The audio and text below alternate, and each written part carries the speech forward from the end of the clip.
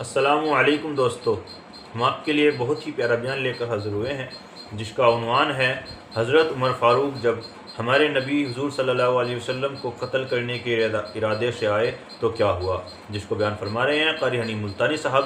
آئیے چلتے ہیں بیان کی طرف، توجہ سنو۔ سیدنا فاروق اعظم رضی اللہ تعالی عنہ کی ذات وہ عظیم ذات ہے، اللہ کے نبی نے اللہ پاک جل شانہ سے جھولی پھیلا کر مانگ کے لیا ہے۔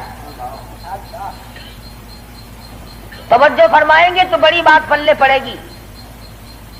مانگنے والا محمد مصطفیٰ ہو اور دینے والا خدا ہو،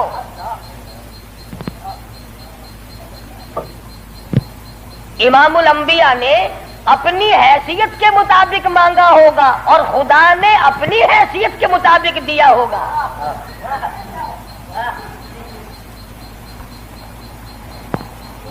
مانگنے والا بھی دیکھے اور دینے والا بھی دیکھے، پھر پتہ چلے گا آپ کو کہ جو چیز مانگی ہے وہ کتنی بڑی ہے اور اللہ نے جو چیز دی ہے وہ کتنی بڑی چیز ہے۔ میں اور آپ کسی سے مانگیں گے 2-4 روپے، 200-400 روپے مانگیں گے، رشتہ ناتا مانگیں گے، دھن دولت مانگیں گے۔ اس نبی نے مانگا، اللہ پاک نے فرمایا میرے محبوب اگر آپ چاہیں تو میں آپ کے منہ مبارک کے لعاب کو سونا بنا دوں۔ اس نبی نے مانگا، کالی کملی والی ذات نے مانگا، شہنشاہ کائنات نے مانگا اور یوں کہہ کر کے مانگا، الہی تیرا دین کمزور ہے، تیرا اسلام کمزور ہے، تیرا بھیجا ہوا میرے پاس جو ایمان ہے وہ کمزور ہے، خطاب کے بیٹے کو میرا ساتھی بنا دے، تیرے دین میں جان پڑ جائے گی۔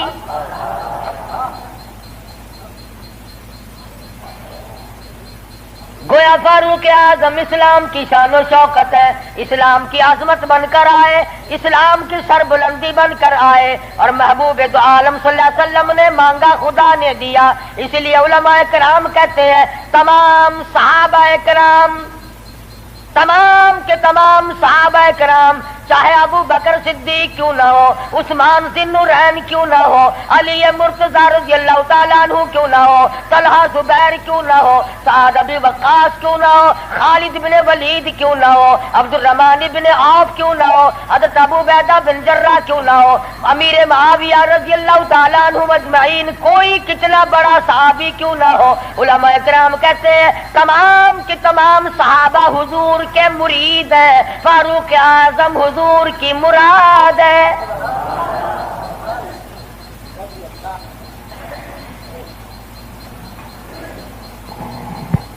نقطوں سے شان کا پتہ چلتا ہے۔ کسی نے سید عطا اللہ شاہ صاحب بخاری سبقت رحمت اللہ علیہ سے پوچھا، دھیان کرو گے تو انشاءاللہ بات پلے پڑے گی۔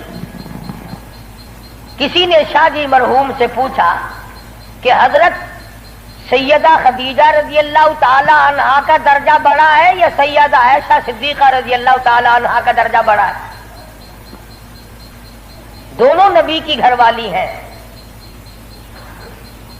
سب سے پہلی گھر والی حضور صلی اللہ علیہ وسلم کی ازواج مطہرات میں سے سیدہ خدیجہ ہیں، جن کے پیٹ سے اللہ پاک نے حضور کو 4 بیٹیاں دی، 2 بیٹے دیے، دونوں بیٹے اسی وقت اللہ نے بلا لیے۔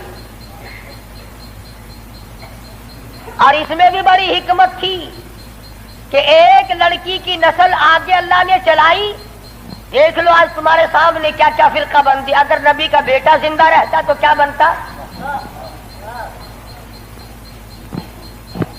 تو شاہ جی مرحوم سے کسی نے پوچھا کہ سیدہ خدیجہ کا درجہ بڑا ہے یا سیدہ عائشہ صدیقہ کا درجہ بڑا ہے؟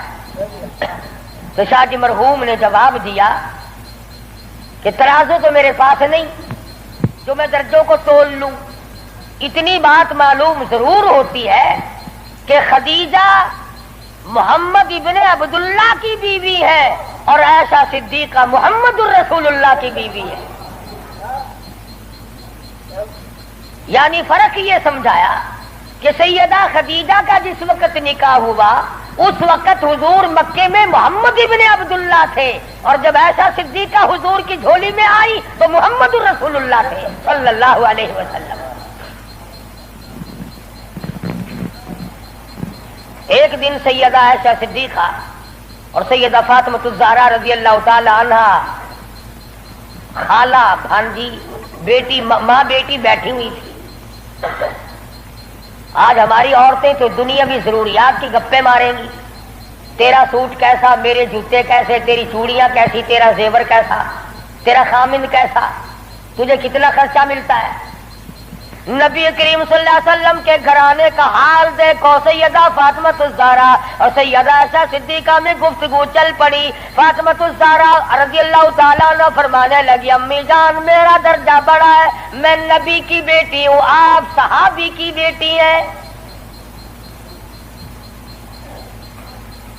میں نبی کی بیٹی ہوں بلکہ امام الانبیاء کی بیٹی ہوں، شہنشاہ کائنات صلی اللہ علیہ وسلم کی بیٹی ہوں، آپ ابو بکر صدیق کی بیٹی ہیں۔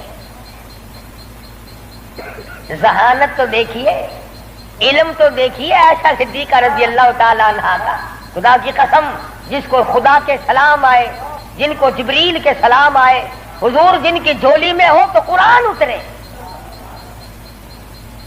سیدہ عائشہ صدیقہ فرمانے لگی، بالکل بیٹی ٹھیک ہے، بے شک مانتی ہوں تیرا درجہ بڑا ہے، آپ شہنشاہ کائنات کی بیٹی ہیں، امام الانبیاء کی بیٹی ہیں، محمد الرسول اللہ کی بیٹی ہیں، آپ کالی کملی والے صلی اللہ علیہ وسلم کی بیٹی ہیں، میں ابو بکر صدیق صحابی کی بیٹی ہوں، بالکل ٹھیک ہے، مگر یہ رشتے ناتے دنیا کے ہیں، لختے جگر میں نے تیرے ابا سے سنا، شہنشاہ کائنات صلی اللہ علیہ وسلم سے سنا، جس عورت کا نکاح جس آدمی کے ساتھ ہوگا قیامت میں اسی کے ساتھ اٹھے گی، اسی کا پلہ پکڑ کے جنت میں جائے گی۔ تو خاتون جنت ہے فاطمہ، میں نے تیرے ابا سے سنا ہے اس بات کے مطابق جس وقت جنت کا داخلہ ہوگا تیرے ہاتھ میں علی مرتضیٰ کا ہاتھ ہوگا، میرے ہاتھ میں امام الانبیاء کا ہاتھ ہوگا۔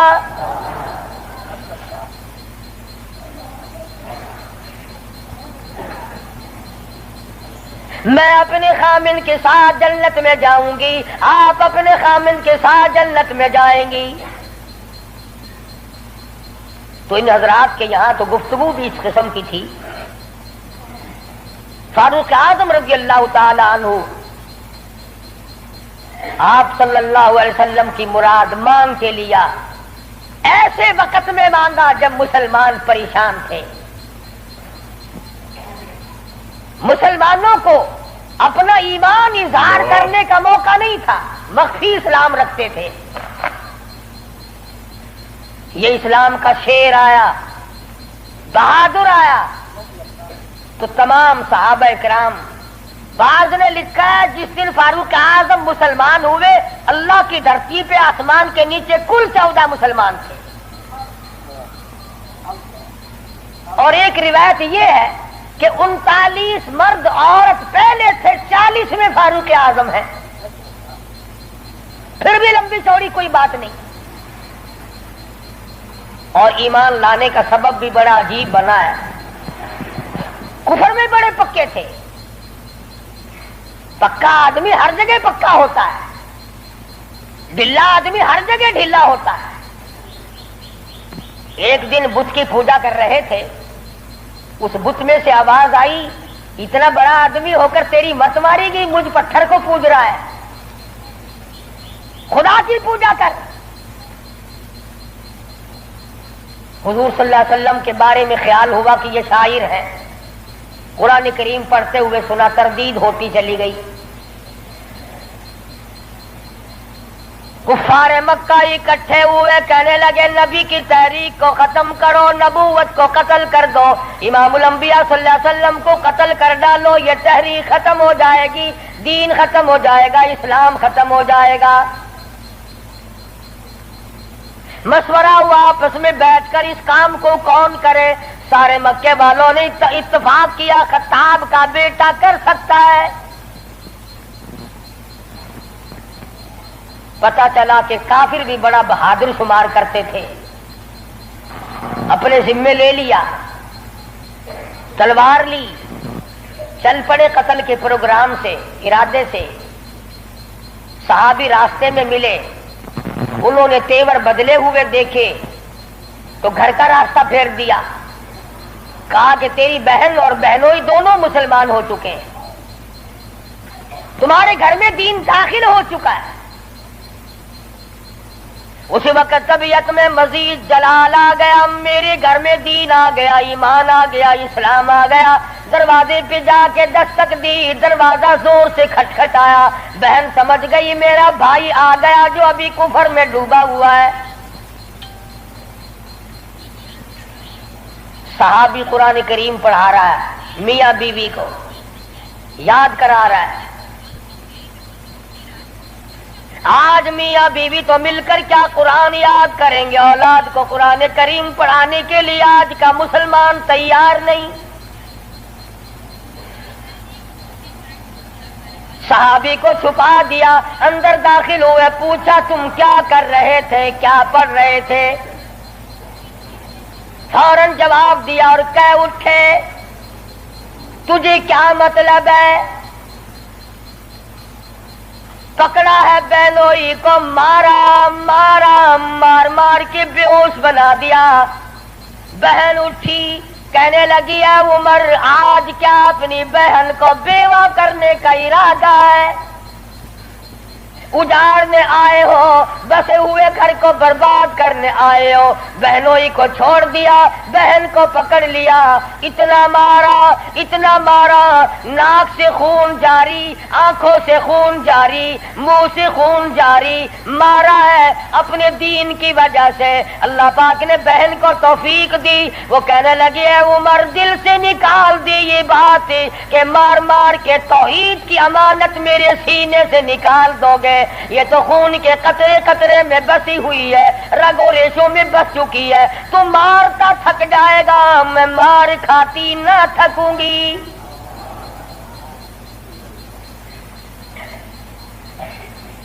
جس ماں کی چھاتی کا دودھ تو نے پی رکھا ہے، میں نے بھی اسی کا دودھ پی رکھا ہے، تیرا جتنا جی چاہے مار لے، ایمان کار کلمے کا انکار نہیں کیا جا سکتا۔ اس لیے شاعر کہتا بہن بولی عمر ہم کو اگر تو مار بھی ڈالے، شکنجوں میں کسیا بوٹیاں کتوں پہ نچوا دے، جو تیرا جی چاہے کر گزر۔ میرے ایمان کی یہ کیفیت ہے، ہم اپنے دین حق سے ہرگز پھر نہیں سکتے ہیں، بلندی معرفت کی مل گئی ہے گر نہیں سکتے۔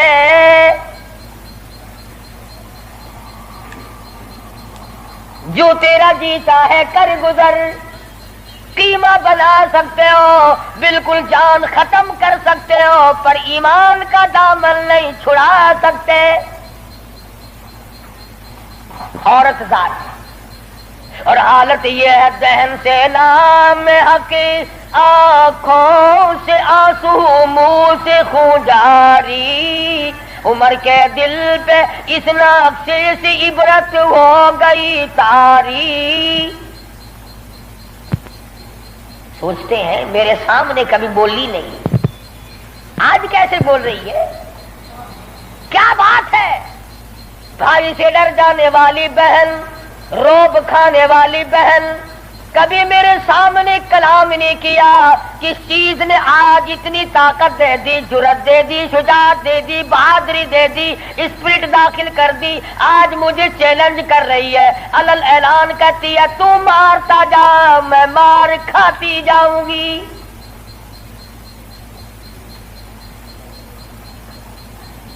پیچھے کو ہٹ کر بیٹھ گئے اور کہنے لگے کہ فاطمہ میری بہن اب تو وہ دکھا دے تم کیا پڑھ رہی تھی۔ ایسے وقت میں بھی قرآن کریم کا تقدس ملحوظ ہے۔ پاکستان کے مسلمانوں تم نے اخبارات میں پڑھا سنا، شرم نہیں آئی؟ 15 شہروں میں قرآن کریم کی توہین کی گئی، اللہ کے قرآن پہ پخانے کیے گئے، گندگی میں پھینکا گیا، جلایا گیا۔ آج اللہ کا قرآن میرے تیرے دروازے پہ کرلاتا پھرتا ہے، روتا پھرتا ہے، اور مسلمانوں ہے کوئی میرا، او لوگوں میری توہین ہو گئی۔ اس کا وارث کون بنے؟ قرآن کریم کے وارث مدینے کے قبرستان میں سو گئے۔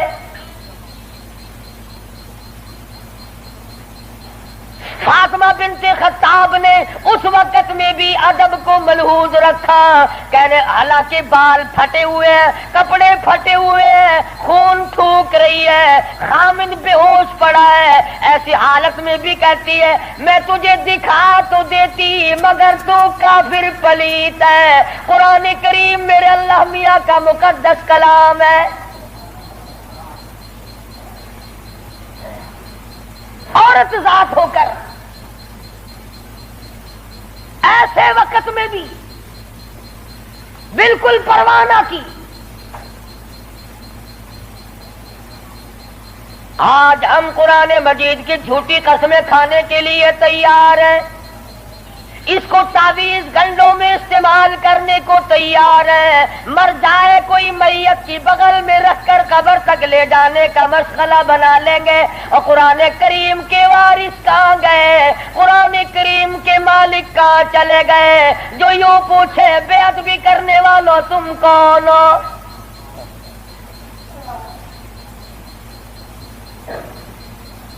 آج اگر کسی حکومت کے بارے میں کوئی بات کر دی جائے فوراً سزا آ جاتی ہے، اگر کسی کے بارے میں کچھ کہہ دیا جائے فوراً قانون حرکت میں آتا ہے، حکومت کے کارندے حرکت میں آتے ہیں۔ اور CID والوں، انٹیلیجنس والوں، کہاں گیا تمہارا محکمہ؟ اللہ کے قرآن کی بے عزتی ہو گئی۔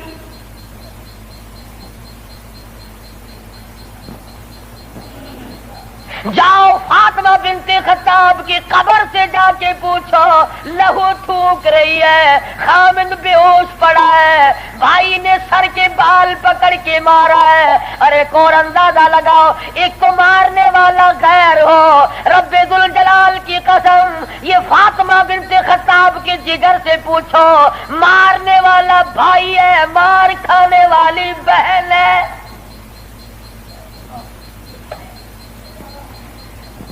چوری نہیں کی، ڈاکہ نہیں مارا، گناہ کوئی نہیں کیا، قصور کوئی نہیں کیا، قرآن کریم کیوں پڑھتی ہے؟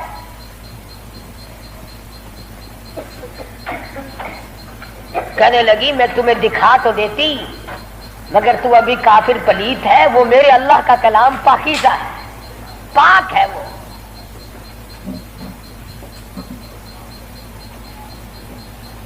دیکھوں گا ضرور، میں پاک کیسے ہو سکتا ہوں؟ کہنے لگی پانی لاتی۔ اندازہ لگاؤ، قربان جاؤں فاطمہ بنت خطاب، تیری ایک ایک ادا پہ روتی جاتی ہے، خون تھوک رہی ہے، پانی لا رہی ہے، اور پانی لا کر کے بھائی کے اوپر پانی ڈالتی جاتی ہے، خون بھی تھوک رہی ہے، آنسو بہا رہی ہے، اور آسمان کی طرف چہرہ اٹھا کر یوں چپکے سے جھولی پھیلا دی، الہی باہر کو میں دھو رہی ہوں، اندر کو تو پاک کر دے۔ باہر پانی ڈالنا میرا کام ہے، اندر کو صاف کر دینا یہ تو تیرا کام ہے۔ غسل کرا دیا، قرآن کریم کا ورقہ ہاتھ میں دے دیا، تم سارا قرآن کریم پڑھتے ہو سنتے ہو مگر مردوں کے لیے۔ آج عدالت میں قرآن کریم کے لیے جگہ کوئی نہیں، کچہری میں جگہ کوئی نہیں، مارکیٹ میں جگہ کوئی نہیں، محلے میں جگہ کوئی نہیں، میری تیری شادی میں قرآن کریم کا پوچھنے والا کوئی نہیں، ایوان صدر میں پوچھنے والا کوئی نہیں، کسی معاملے میں قرآن کے جاننے ماننے والا کوئی نہیں۔ ادھر آ، فاروق اعظم نے ایک آیت پڑھی، صرف ایک آیت پڑھی، ادھر حضور صلی اللہ علیہ وسلم کی جھولی پھیلی ہوئی ہے، ادھر فاطمہ بنت خطاب کے آنسو ہیں. ایک ایت پڑھنے کے بعد فوراً پکار اٹھے اور کہنے لگے چلو ڈھونڈے غلاموں کو، چلو ڈھونڈے غلاموں کو، شہنشاہ کر دیا جس نے، زمانے بھر کے غلاموں کو آقا کر دیا جس نے. اے میری بہن مجھے بھی یہ دولت ملنی چاہیے جو دولت تجھے ملی. اور فرماتے ہیں فاطمہ میں گستاخی کے ارادے سے چلا تھا، قتل کے ارادے سے چلا تھا، اب میرے گلے میں رسی ڈال کر مجھے گلیوں میں سے گھسیٹ کے دربار رسالت میں لے کے جا.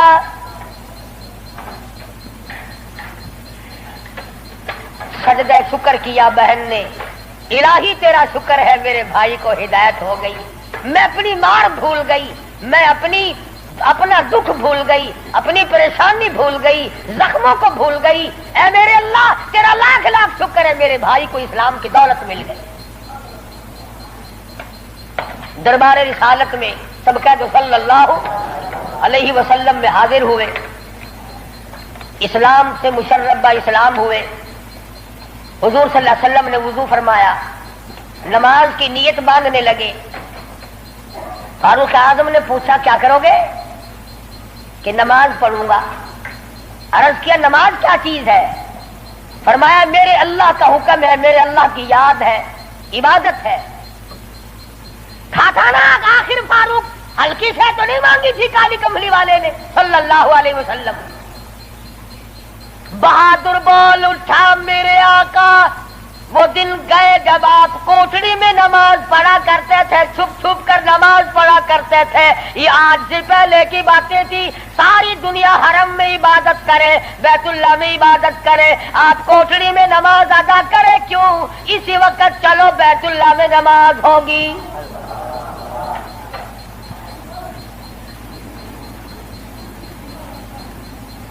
میں نے عرض کیا تھا نا کہ ہلکی سے نہیں مانگی نبی نے. اور ادھر وہ جو تھا نا دار الندوہ، جہاں بڑے بڑے قریش انتظار میں بیٹھے ہیں، ابھی سر کٹے گا نعوذ باللہ نبی صلی اللہ علیہ وسلم کا، ابھی لاتے. بیت اللہ میں تشریف لے آئے اور مکے کی طرف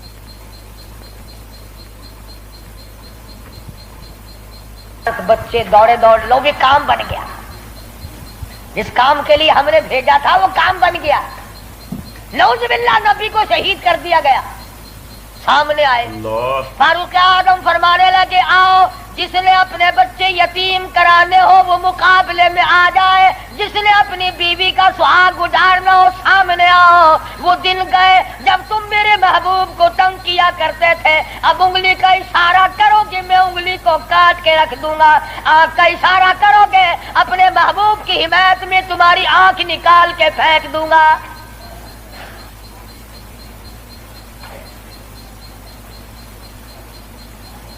خطاب کے بیٹے تجھے تو ہم نے سر لینے کے لیے بھیجا تھا.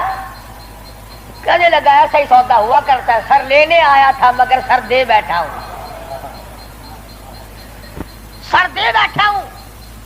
اب تو یہی حالت یہ رہے گی، میرا سر ہو تیرا در ہو، تیرا در ہو میرا سر ہو، میرا دل ہو تیرا گھر ہو.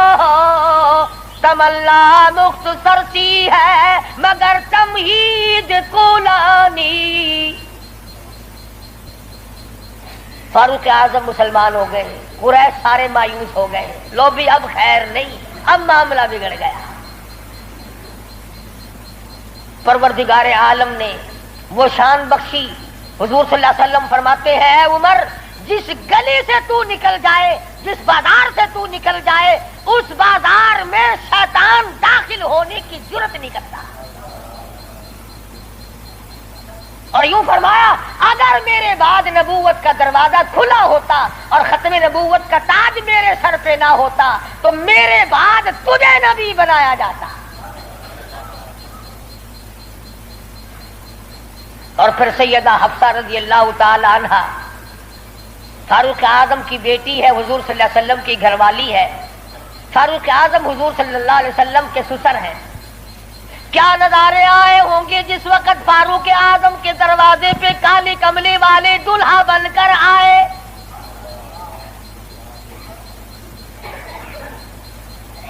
جس کا داماد امام الانبیاء ہو، کیا کہنا اس کی عظمتوں کا۔ اور پھر تمام صحابہ کرام میں جلیل القدر مرتبہ، عظیم مرتبہ، اس طرح سے زندگی گزاری۔ ایک یہودی اور ایک منافق مسلمان کے درمیان جھگڑا ہوا تلوار پہ، وہ کہتا تھا میری ہے، مسلمان تو نہیں تھا، منافق تھا، وہ کہتا تھا میری ہے۔ جناب رسول کریم صلی اللہ علیہ وسلم نے فیصلہ فرمایا کہ یہودی کی تلوار ہے، تیرے پاس شاہد نہیں، گواہ نہیں۔ منافق جانتا تھا کہ فاروق اعظم تیز مزاج آدمی ہے، فاروق اعظم کے پاس آیا اور کہنے لگا کہ میرا اور اس یہودی کا جھگڑا ہے، فیصلہ کریں آپ۔ تلوار پہ جھگڑا ہے ہمارا، یہ کہتا میری ہے اور میں کہتا ہوں میری ہے۔ یہودی نے چپکے سے کہا کہ جی ہاں آپ فیصلہ کر دیں۔ پہلے محمد عربی صلی اللہ علیہ وسلم نے بھی فیصلہ فرمایا۔ حضرت عمر نے پوچھا حضور نے فیصلہ کر دیا؟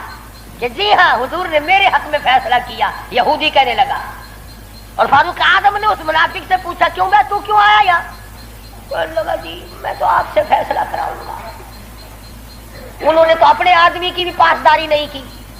دیکھو نا یہ تو یہودی ہے، کافر ہے، اس کو تلوار دے دی کہ اچھا تو حضور کے بعد مجھ سے فیصلہ کرانے آیا ہے؟ کہ جی ہاں میں تو آپ سے کراؤں گا۔ دیکھو نا آپ کتنے غیرت والے آدمی ہیں کہ اچھا اچھا ماشاءاللہ تشریف رکھو ابھی فیصلہ کر دیتا ہوں۔ منافق نے سمجھا کوئی رجسٹر اٹھانے گئے ہیں، فاروق اعظم اندر سے تلوار لے آئے اور تلوار لاتے ہی منافق کی گردن پہ ماری، اڑا کے رکھ دی۔ فرمایا جو میرے آقا کا فیصلہ نہیں مانتا، میرے پاس دوبارہ فیصلہ کرانے آئے گا، اس کے لیے میرے پاس یہ فیصلہ ہے۔ اڑا دی۔ میرے تیرے ورگا ہوندا نا اوشی جیڑا کچھ آدھا اپنی زبان گندی کریندا پہ تو کو کیا؟ صحابہ رسول کو تبرہ کرے، اپنی زبان گندا کردا کھڑا، اپنی زبان بکدا پیا، تیرا کیا بگڑتا ہے؟ اور میں آدھا تیری دھی کو مندہ کڈھے وال اپنی زبان گندی کردا ہے، تینوں غیرت دا جوش کیوں آندا ہے؟ تجھے بہن کی گالی دے پھر بھی تو زبان گندی ہے، تجھے بیٹی کی گالی دے دے پھر بھی تو زبان گندی ہے، تجھے ماں کی گالی نکال دے پھر بھی زبان گندی ہے، تو قتل کر دیتا ہے، قتل ہو جاتا ہے، ہوش کھو بیٹھتا ہے غیرت کا مارا۔ اور رب ذوالجلال کی قسم میری تمہاری کروڑوں بیٹیوں کی آبرو قربان کر دو سیدہ عائشہ صدیقہ کے جوتے مبارک پہ۔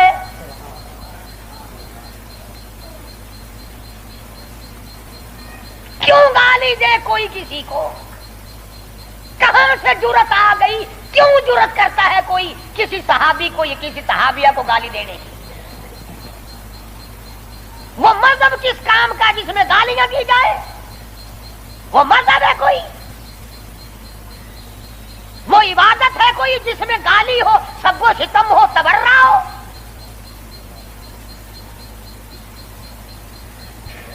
آج اگر کسی مغلیہ خاندان کے فرزند کی حکومت ہوتی، ہم پھر دیکھتے کہ کون ہے امیر معاویہ کو سب و ستم کرنے والا اور کون ہے اما عائشہ کو پھونکنے والا۔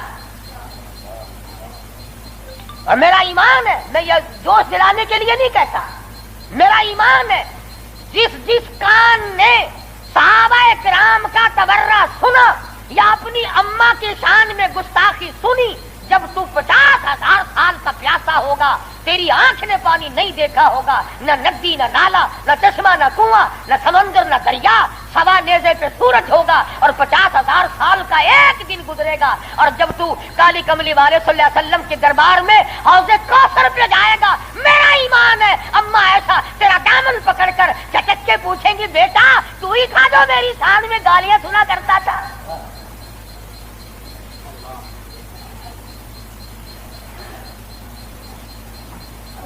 تماشا نہیں ہے، دین ہے، دین.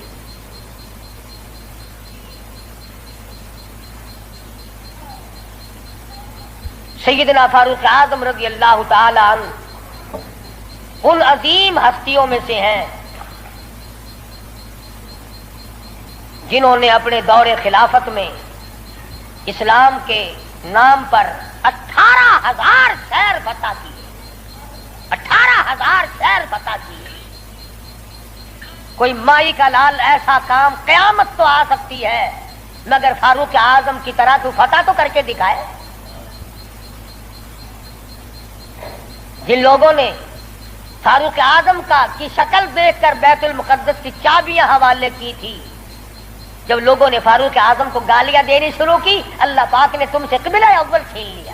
کیا تم اس قابل ہی نہیں جس کے چہرے کی برکت سے تمہیں بیت المقدس ملا تھا اس کو بکواس کر رہے ہو. جاؤ اب بیت المقدس میں یہودیوں کو تو دے سکتا ہوں مگر گالیاں دینے والوں کو نہیں دوں گا.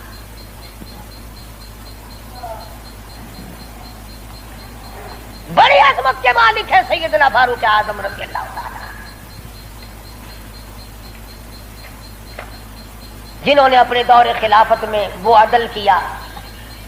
اب وہ منافق کی گردن جو اڑا دی نا، منافق تو بے شمار تھے، اوپر سے مسلمان بنے ہوئے تھے، اندر سے پکے یہودی تھے. ہائے ہائے دیکھو بالکل بے گناہ اپنے دروازے پہ. ارے بھائی اکرام کرنا چاہیے تھا، کلمہ گو کو قتل مار کر دیا. ہائے ہائے ہائے. سارے اکٹھے ہو گئے اور دربار رسالت میں گئے. دربار رسالت میں گئے. ہائے مر گئے، ہائے مر گئے، ہائے ہائے. حضور صلی اللہ علیہ وسلم نے پوچھا کیا ہوا؟ ارے بس وہ تمہارا ہے نا. وہ کون؟ ارے وہ بڑا آپ نے بڑا بنا رکھا ہے نا اسے. کون؟ اجی وہ ہے نا جس کو فاروق اعظم کہتے ہیں عمر. ہاں. حضور صلی اللہ علیہ وسلم نے فرمایا ہاں ہاں کیا بات ہے، بالکل بے گناہ، بے قصور، بے خطا، بڑا نیک آدمی، حاجی غازی نمازی، تلوار ماری گردن اڑا دی مسلمان کی. ہاں یہی تو دکھ ہوا، مسلمان کو مار دیا، بدلہ دلواؤ جلدی کرو. انہوں نے سوچا چلو ہمارا تو ایک کمینہ گیا پر بدلے میں فاروق اعظم کو قتل کریں گے. امام الانبیاء محبوب کبریا حضرت محمد مصطفیٰ صلی اللہ تعالی علیہ وسلم نے فاروق اعظم کو بلا بھیجا. بلا کے فرمایا اے فاروق یہ کیا بات کہہ رہے ہیں؟ کہتے ہیں ایک مسلمان کو آپ نے قتل کر دیا بغیر کسی وجہ کے. فاروق اعظم پریشان ہوئے، میں اب کیا کروں؟ ادھر سے جبریل امین قرآن لے کر آ گیا. فلا وربک.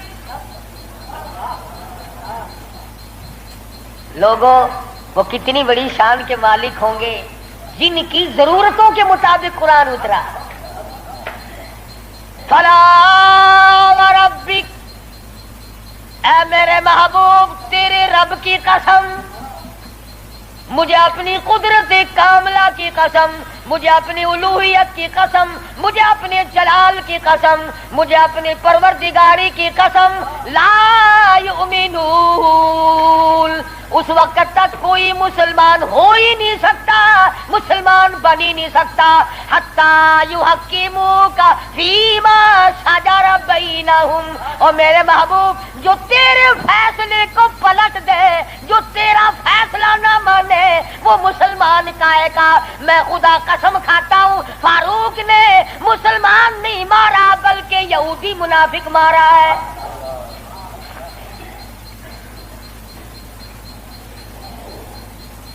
جب قرآن کریم آ گیا بڑے بھاگے وہاں سے کپڑے جھاڑتے ہوئے کہنے لگے توبہ توبہ، اس کی تو آسمانوں تک بات جاتی ہے، آسمانوں تک. وہ فاروق بیت اللہ میں مدنی کریم صلی اللہ علیہ وسلم تشریف فرمائے. عرض کیا میرے آقا میرا دل چاہتا ہے کہ مقام ابراہیم پہ 2 رکعت پڑھا کروں. فرمانے لگے عمر اللہ کے امر کے بغیر میں تو سانس نہیں لیتا. اسی وقت قرآن کریم آ گیا واتخذوا من مقام ابراہیم مصلی. 17 مقام ایسے ہیں، یاد کر لیا کرو کوئی بات. ویسے تو تمہارے بڑے یاد رہتے ہیں میرے بینک میں کتنے ہیں، فلاں سے کتنے لینے ہیں، مسئلے یاد نہیں رہتے. 17 مقام ایسے ہیں جو فاروق اعظم نے فرش پہ چاہا، میرے اللہ نے عرش پہ وہی چاہا. فاروق کی تمنا کے مطابق قرآن اترا. پردے کے مسئلے میں، بدر کے قیدیوں کے مسئلے میں، مقام ابراہیم پر نماز کے مسئلے میں، منافق کے قتل کے مسئلے میں، کتنی مقامات آتے ہیں قرآن کریم میں جو فاروق اعظم نے خدا کی زمین پہ چاہا، اللہ نے اسی کو پسند کر کے عرش پہ چاہا. کتنا بڑا آدمی ہے جس کی چاہت عرش والے سے مل جائے. اور پھر ساری زندگی انصاف کیا، اس قسم کا عدل کیا، اس قسم کا انصاف کیا کہ دنیا شاہد ہے. اولاد کی تربیت کی ہے، اپنی اولاد کو سنبھالا ہے. حکومت ہے فاروق اعظم کی رضی اللہ تعالی عنہ. چھوٹا سا آپ کا پوتا کھڑا ہے ابو موسیٰ عشری سب کہو رضی اللہ تعالی عنہ. حضور صلی اللہ علیہ وسلم کا ایک صحابی ہے، اس نے بیت المال میں یعنی سٹور میں خزانے والے کمرے میں جھاڑو دی. وہاں سے ایک درہم ملا مٹی میں سے، کوڑے کباڑ میں سے چونی مل گئی. ابو موسیٰ عشری نے فاروق اعظم کا ننھا سا چھوٹا سا پوتا کھڑا ہوا تھا اس کے ہاتھ پہ رکھ دیا. بچہ ہے، کوئی شے لے لے گا، کوئی مالک تو نہیں اس کا، یہ تو گرا پڑا ملا ہے، کوڑے کرکٹ میں سے ملا ہے، اس کمرے میں سے ملا جہاں مسلمانوں کا خزانہ ہوتا تھا. پوتا دادا کے پاس چلا گیا. فاروق اعظم نے جب بات کی تو پتا چلا بچے کے کچھ منہ میں ہے. فرمایا بیٹا منہ میں کیا ہے؟ عرض کیا دادا جان پیسہ ہے. کہاں سے آ گیا؟ ابو موسیٰ عشری نے دیا. نکال کے دیکھا تو 1 درہم. خوش نہیں ہوئے، میرے پوتے کے ساتھ محبت کی ہے، خوش نہیں ہوئے. بلایا ابو موسیٰ عشری کو اور فرمایا ابو موسیٰ اس اللہ کی دھرتی پہ آسمان کے نیچے تجھے میری اولاد سے زیادہ کوئی ذلیل نظر نہیں آیا؟ قوم کا پیسہ، بغیر تقسیم ہوا پیسہ، بیت المال کا ٹکا تو نے میرے بچے کو کیوں دیا؟ مار مار کر تیرا چہرہ بگاڑ دوں گا. یوں تربیت کی ہے فاروق اعظم نے اپنی اولاد کی. آج ہم گڑپ چھڑپ مل جائے صحیح اولاد کا کھاتا پورا ہی پورا کرنا. پھر وہ فاروق جس کا آخری وقت آیا تو نماز میں کوئی ایکسیڈنٹ میں مرے گا، کوئی آپریشن روم میں مرے گا، کوئی بیوی بچوں کے سامنے تڑپ تڑپ کے مرے گا. فاروق اعظم کو چھرا مارا گیا فجر کی نماز میں، بے ہوش ہو کر گر پڑے. اس کے بعد اپنے لخت جگر حضرت عبداللہ کو بلوایا رضی اللہ تعالیٰ اور فرمایا بیٹا جا سیدہ عائشہ صدیقہ کے پاس چلا جا اور جا کر میرے لیے ایک بھیک مانگ لا. اور جا کر کے بھیک مانگ. عائشہ صدیقہ مالکہ ہے اس حجرے کی جس حجرے میں محمد عربی صلی اللہ علیہ وسلم دفن ہے، ابو بکر صدیق دفن ہے، ایک قبر کی جگہ ہے. عائشہ صدیقہ سے جا کر میرے لیے بھیک مانگ کے آ اور جا کے یوں کہنا ہے چھپائے کفن میں آج عمر اور سوالی آپ سے ہے سر بسر. اس کو بس للہ اجازت دیجیے تاکہ قدموں میں نبی کے جا بچھے. اجازت دے دو اللہ واسطے بھیک مانگتا ہوں. اور آج میری یہ حالت ہے پیش یہ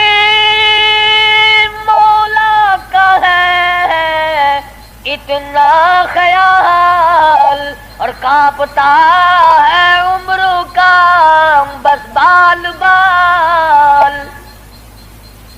رو رہے ہیں فاروق اعظم، فرماتے ہیں دیکھیے آج جالا اس کی حضور کیسے آوے پیش وہ رب غفور. نہ معلوم کیا بنے گی. حضرت عبداللہ بن عمر رضی اللہ تعالیٰ اما عائشہ صدیقہ رضی اللہ تعالیٰ عنہ کی خدمت میں گئے، قبر کی جگہ مانگی، ابا جان نے بھیک مانگ رہے ہیں. فرمانے لگی میں نے اپنے لیے رکھی تھی، مجھے اس کے بدلے میں قیامت تو آ سکتی ہے مگر ایسی جگہ نہ ملے گی. واہ عائشہ صدیقہ، تم نے اچھا صدقہ کیا، تاریخ کو شرمندہ کر دیا. ارے 4 پیسے اللہ نام پہ دو گے تمہیں امید اور مل جائیں گے، کپڑا دو گے تمہیں امید اور مل جائے گا، کھانا دو گے تمہیں امید اور مل جائے گا، مکان دکان دو گے تمہیں اور مل جائیں گے. لیکن عائشہ صدیقہ جانتی ہے نہ اور نبی آئے نہ ایسا حجرہ بنے. یہ تو جنت کا ٹکڑا ہے. عائشہ صدیقہ کو پتا ہے کہ یہ وہ زمین ہے، زمین کے وہ ذرے جو حضور صلی اللہ علیہ وسلم کے جسم اقدس کو لگے ہوئے ہیں، ان کا درجہ عرش عظیم سے بلند ہے.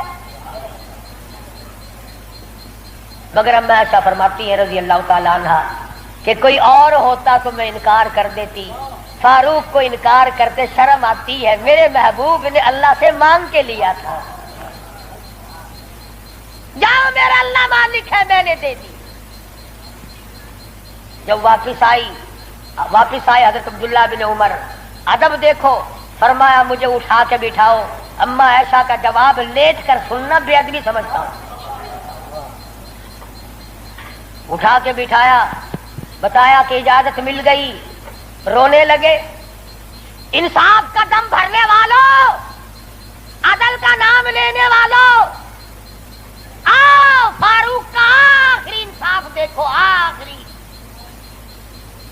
یوں فرمایا ابھی مجھے سانس آ جا رہے ہیں، جب میری روح پرواز کر جائے، جب میرا دم نکل جائے مجھے غسل دے کر فارغ ہو جاؤ. جنازے کی تیار کر چکو، جب میرا منہ کفن میں چھپا سکو اور چھپا چکو، میرا جنازہ اٹھا کر اما عائشہ صدیقہ کے دروازے پہ لے جانا. کیوں؟ کیا کریں گے وہاں لے جا کر؟ فرمایا قیامت تک کے آنے والے لوگ یوں نہ کہیں زبردستی لے لی ہوگی، ورنہ ایسی جگہ کون دیا کرتا ہے. حکمران جو تھا 22 لاکھ مربع میل کا حکمران جو ہے، بادشاہ جو ہے 18,000 شہروں کا فاتح جو ہے، او میاں دبا کے لے لیا ہوگا. کون ایسی جگہ قبر کی جگہ دیا کرتا ہے؟ فرمایا جب میں نہ بول سکوں، میں خاموش ہو جاؤں ہمیشہ کے لیے، میری حکومت نہ رہے، میرا اقتدار نہ رہے، میری حکمرانی نہ رہے، منہ کفن میں چھپا ہوا ہو، اما عائشہ صدیقہ کے دروازے پہ رکھ دینا، پھر اجازت مانگنا کہ آج کی اجازت پھر دو. اگر اجازت دے تو حضور صلی اللہ علیہ وسلم کی قبر کے برابر دفن کرنا، اگر اس وقت اجازت نہ دے تو جنت البقیع میں دفن کر دینا. کتنا بڑا انصاف ہے اور کس قدر خدا کا خوف ہے. فرمایا اگر وہ تم نے ایسا نہ کیا قیامت میں ڈر ہے کہیں شرمندہ نہ ہو جائے. جس نے ساری رات لوگوں کی چوکیداری کی، پہرے داری کی، جو اپنی پیٹھ پہ اٹھا کر آٹے اور کھجوروں کی بوری اگر غربا کو لا کے بھی دیتا تھا، جو یتیموں اور محتاج اور غریبوں کا کھانا پکایا کرتا تھا. جب فاروق اعظم کا انتقال ہوا مدینے کے یتیم روئے، مدینے کے بیوائیں روئی، محتاج روئے. اب کون ہماری خبر گیری کیا کرے گا؟ تو یکم محرم الحرام فاروق اعظم رضی اللہ تعالیٰ عنہ کی شہادت کا دن ہے. افسوس یہ ہے کہ ہمیں پتہ ہی نہیں کون شہید ہوا، کون عام موت مرا ہے. عثمان ذی النورین شہید مدینہ ہے رضی اللہ تعالیٰ عنہ. فاروق اعظم شہید مدینہ ہے، بلکہ شہید مسجد نبوی ہے. حضور صلی اللہ علیہ وسلم کے محراب پہ حضور کے مصلی پہ کھڑے ہوئے فاروق اعظم کو چھرے مارے گئے. اور پھر اس سے بڑھ کر کیا پیار ہوگا. تم سارے قرآن کو ٹھیک ہے یاد رکھو، حدیثوں کو یاد رکھو، تاریخی واقعات کو یاد رکھو، اور جسے شک ہو، جسے یقین نہ ہو، وہ آج مدینے چلا جائے اور جا کے پوچھے او کالی کملی والے یہ تیری بائیں طرف کون سویا ہوا ہے؟ حضور صلی اللہ علیہ وسلم نے فرمایا ہاکذا نبعث یوم القیامہ، ہم قیام ایک ہاتھ میں ہاتھ صدیق اکبر کا تھا اور ایک ہاتھ میں ہاتھ فاروق اعظم کا تھا. یوں فرمایا جب میں قیامت میں اٹھوں گا ان دونوں ساتھیوں کے ہاتھ میرے ہاتھ میں ہوں گے. ہاکذا نبعث یوم القیامہ او کما قال النبی صلی اللہ علیہ وسلم. تو بھائی تمام صحابہ کرام کے خادم بنو، سارے صحابہ پکے سچے، اہل بیت سچے، تمام کے تمام جلیل القدر لوگوں میں سے ہیں. کسی کی برائی نہ کرو. انشاءاللہ زندہ رہے اگلے جمعے امام حسین رضی اللہ تعالیٰ عنہ کی شہادت بیان ہوگی. باقی ان دنوں میں لوگوں میں دستور ہے، رواج ہے، شہادت نامے غلط غلط کتابیں چھپی ہوئی ہیں، جنگ نامے پڑھنے کا، جنگ زیتون پڑھنے کا، اور غلط غلط روایات قسم کی باتیں سننے کا. اس لیے ہماری گزشتہ دوسرے تیسرے سال کی کیسٹیں ہیں شہادت امام حسین رضی اللہ تعالیٰ عنہ کی. یہاں میرے لڑکا باہر طیب دروازے پہ لیے بیٹھا ہے، میں نے خود منگائی ہیں تاکہ عورتیں سنیں، مرد سنیں، پڑوسنے سنیں، آپ سنیں، گھر والے سنیں، اور اہل بیت کی محبت سے واقف ہوں، ان کی عظمت سے واقف ہوں، ان کے طریقہ کار سے واقف ہوں. تو اس تمام چیزوں کو ملحوظ خاطر رکھتے ہوئے جہاں آپ اپنے گھر کی ہر چیز کو خریدتے ہیں کہ اس کے بغیر گزارا نہیں، اس کے بغیر گزارا نہیں، میں یہ بھی کہتا ہوں کہ اہل بیت کی محبت کے بغیر بھی گزارا ہے، اہل بیت کی محبت کے بغیر بھی گزارا نہیں. کیوں؟ اس لیے کتنی بڑی شان ہوگی اس جوان کی جو حضور کے کندھے پہ بیٹھ کے کھیلا کرتا تھا. ایک بات عرض کر دوں، آخری معمول چھوٹی سی بات ہے. یہاں کندھے پہ سیدنا امام حسین بیٹھے ہیں سب کا رضی اللہ تعالیٰ عنہ، اور حضور اپنے کندھے پہ اٹھا کر مدینے کی گلی میں تشریف لے آئے. تو فاروق اعظم نے فرمایا سبحان اللہ، کتنی شاندار سواری ہے، کتنی شاندار سواری ہے. تو حضور نے فرمایا اے عمر یوں بھی کہو نا کہ کتنا شاندار سوار ہے، سوار بھی کتنا شاندار ہے، کتنا بہترین ہے. تو کیسٹ میں آپ کو سب کچھ ملے گا، اور میں جمعے انشاءاللہ بتاؤں گا کہ حسین کے کان میں اذان کس نے دی، حسین کے حلق میں گھٹی کس نے ڈالی، حسین کھیلتا کہاں تھا، حسین کی زندگی کس نے بنائی، تربیت کس نے کی، تعلیم کس نے دی، کس ماحول میں ہوئی. یہ انشاءاللہ آئندہ جمعہ سویرے سویرے آنا. باقی ان دنوں میں شہادت امام حسین کی کیسٹ لے جاؤ، خود سنو، ہوٹلوں پہ، دکانوں پہ، بیٹھکوں میں، گھروں میں بیٹھ کر سنو. صحابہ کرام اور اہل بیت کا ذکر محبت کے ساتھ ہوگا، یہ بھی اجر عظیم کا ذریعہ بنے گا. وآخر دعوانا الحمدللہ رب العالمین. اللہم صلی وسلم وبارک علی سیدنا مولانا محمد. اللہم صلی وسلم وبارک علی سیدنا مولانا محمد النبی الامی الہاشمی وعلی آلہ واصحابہ برۃ الکرام. یا اللہ سب بیماروں کو شفا عطا فرما. قاری عبد الاول کے سسر کو تکلیف ہے، اللہ پاک شفا کاملہ عاجلہ مستمر عطا فرمائے. ایک اور ساتھی ہے ان کا بھائی بیمار ہے، میری طبیعت پورا ہفتہ ہو گیا بڑی ناساز ہے، دعا فرماؤ. اللہ تبارک و تعالیٰ سب کو صحت کلی عطا فرمائے. موت آئے تو سب کو کلمے اور ایمان والی موت عطا فرما. یا اللہ سارے صحابہ کرام کا خادم بنا، صحابہ کرام کا غلام بنا، اہل بیت کا غلام بنا، سب کے کاروبار میں برکت عطا فرما. یا اللہ بدعات اور رسومات سے بچا. پروردگار عالم محمد کریم صلی اللہ علیہ وسلم کی غلامی نصیب فرما. محرم میں جو جائز کام ہے ان کو کرنے کی توفیق عطا فرما، اور جو بدعات قسم کی ہے ان تمام چیزوں سے ہم سب کو بچنے کی توفیق عطا فرما. الہ العالمین تیرے محبوب صلی اللہ علیہ وسلم نے ہمیں قرآن دیا، صحابہ کرام دیا، اہل بیت دیا، ان سب کی ہمیں غلامی نصیب فرما. یا اللہ سب کی بگڑی بنا دے. یہ حاجی عبد الرمضان صاحب کا بچہ اسپتال میں داخل کرائیں گے، مقبول نام ہے، بازو کا آپریشن ہوگا، اللہ پاک کامیاب فرمائے. اور بھی کئی لڑکیوں نے کہا ہے دعاؤں کے لیے، اللہ پاک ان کی مشکلوں کا آسان فرمائے. اللہ پاک سب کے دکھ دردوں کو دور فرما، سب کی جھولیاں بھر دے، سب کو اپنے خزانے ماشاء اللہ سبحان اللہ دوستو، کیسا لگا آپ کو ہمارا یہ بیان؟ اگر بیان پسند آیا تو اسے لائک کریں، ہمارے چینل کو سبسکرائب کریں اور دوسروں تک اسے شیئر ضرور کریں۔